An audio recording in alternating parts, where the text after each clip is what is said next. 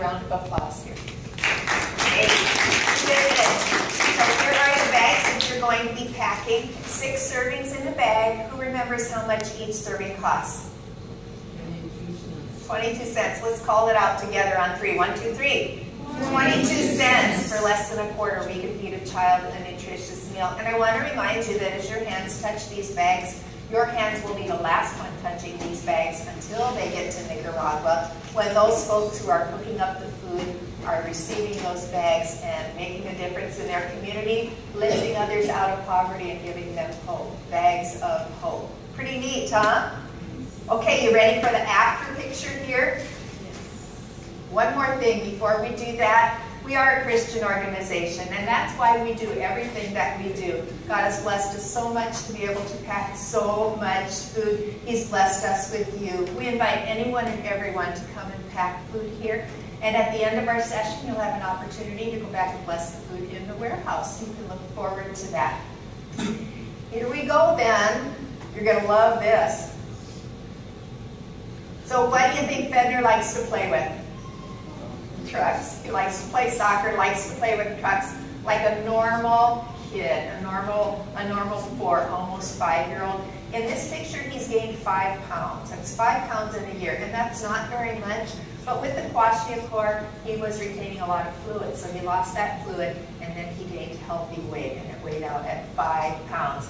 Here is the picture I really like. This is so amazing. Look at Fender and his grandpa. Look at the looks on their faces. Look at that healthy little guy. What a beautiful kid. And they are going to make a difference. And Grandpa excited that he could get some hope for this little guy when everything seems so hopeless. So another happy ending. You're going to create some happy endings as you are packing food. So think about that while you have a good time. Will you do that? Will you do that? Yes. Oh my goodness. I know you're waiting to pack food. Is that right? Yes, that's what I thought. Okay, we're going to go into our safety rules then. We do have a food safe room in there. We want to make sure nothing contaminates the food that we're packing. You all have your hair nets on, which is a good thing. You look lovely. As I said, they're complimentary today. All your hair needs to be tucked in. We need to have you remove all of your jewelry. So check with me. Earrings, necklaces, watches, bracelets, and rings need to come off and go into a little zip bag. And those are back on the table with the funnel. We can get you one in a little bit if you like. Keep rings on if your fingers thrown around it, or if you prefer not to take them off. And of course, if you have cartilage piercings, you can leave those in too. Any other questions you have about jewelry, I'll be happy to answer them. So let's see, no hair in the food, no jewelry in the food.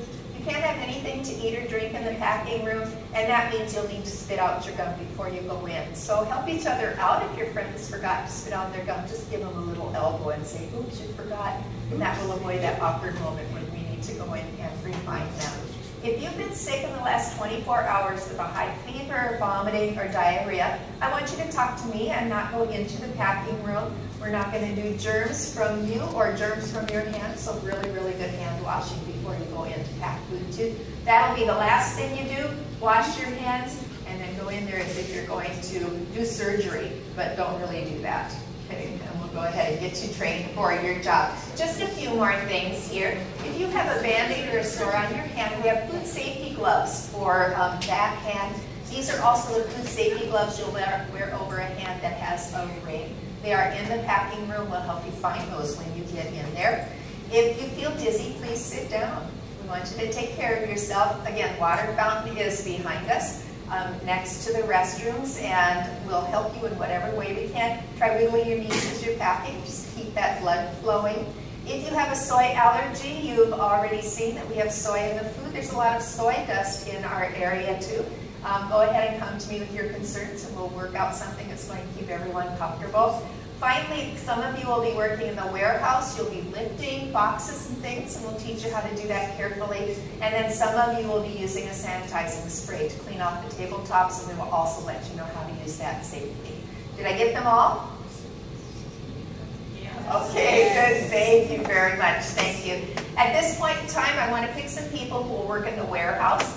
You need to have closed-toed shoes on, and you're funny, your hands are already up. closed-toed shoes on and be able to do that lifting. So I'll go ahead and pick 1, 2, 3 back here. Do you have closed-toed shoes on? You look uncertain. Okay. You're just making sure they also still want to go back and work. So 3, 4, 5, that'll be perfect. If you need to label bags, you need a sit-down job, you're very welcome to do that. We are well ahead on labeled bags, but please do choose that job so that you can be comfortable. I'm going to teach the rest of you how to pack the food. I'm going to start our packing training video in just a minute. Those of you working in the warehouse, working as labelers, please go wash your hands, lock up your purses and things, make sure your jewelry is secured, and you'll get your training in the packing room. Everybody ready?